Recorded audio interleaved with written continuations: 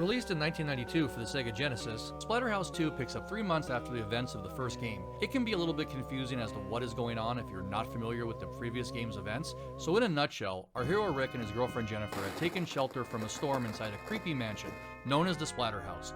Once inside, we heard Jennifer scream in terror as lightning struck and everything went black. As the game began, Rick is laying face down while a mask, very reminiscent of Jason Voorhees, makes its way onto his head and transforms him, giving him superhuman strength.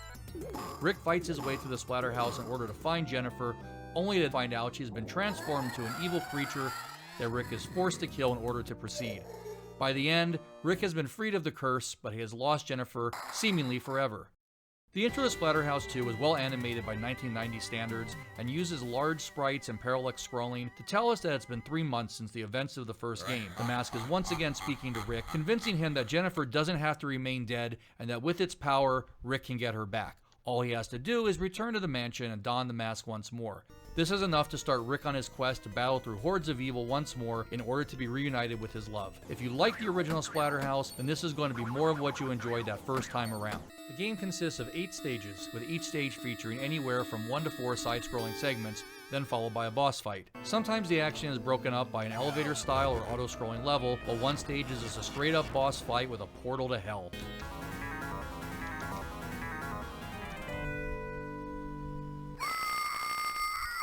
The entire game can actually be completed in under 30 minutes, but this only becomes possible after you've taken the time to memorize each level's layout, the enemy patterns, and learn how to avoid the various traps that are placed in front of you. Level design takes you from outside of the now destroyed Splatterhouse mansion, through swamps, graveyards, underground tunnels, laboratories, libraries, and more.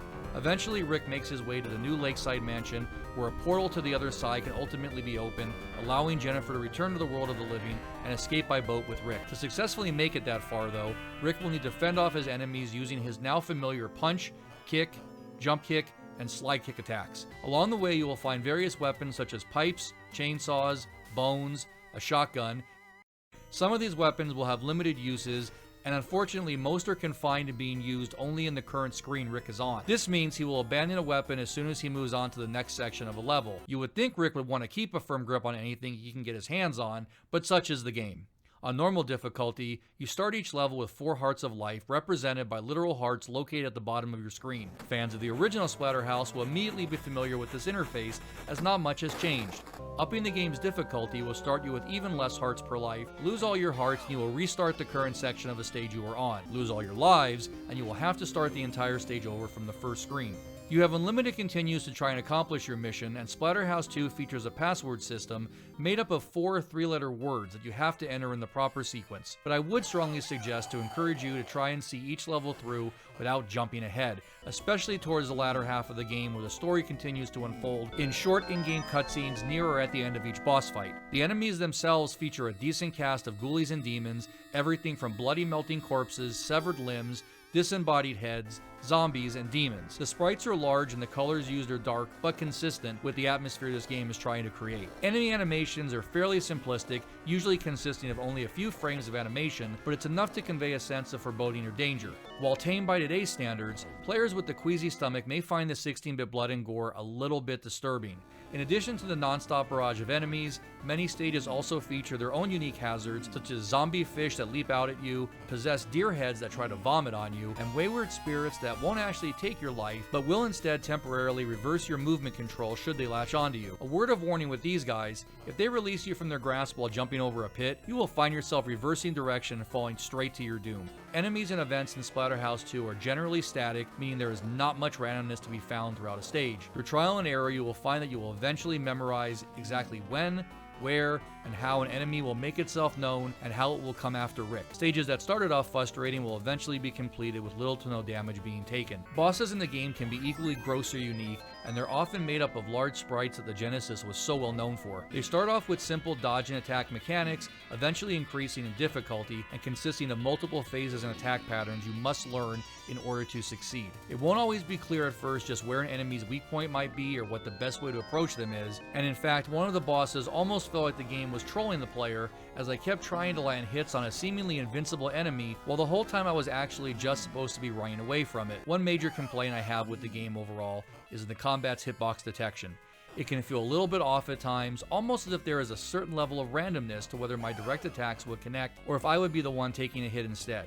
You will no doubt become accustomed to finding the proper timing as you continue, but even towards the end I felt like the same attack would at one time connect with an enemy, but then completely miss or pass through it the next. Finally, the music is your standard Genesis fare, and it fits the mood of the game, adding a little suspense and urgency to some of the action.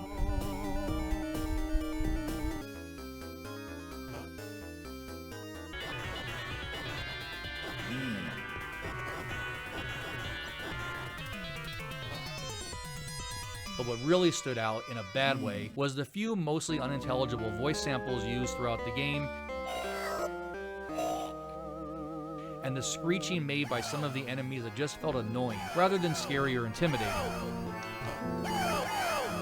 While I will always have a memorable spot in my gaming heart for the haunted room battle of the first Splatterhouse, Splatterhouse 2 is definitely a worthy sequel to a cult classic game. It ends on a much happier note than the first game, although anyone who's familiar with the series knows that in just 5 short years, Rick and Jennifer's world is going to be turned upside down once again. But that is for another time. For now, they can rest easy in each other's arms, and you can rest easy knowing that if you are looking for a little spooky fun this holiday season, or any time for that matter, Splatterhouse 2 has you covered. Possibly covered in a lot of gore.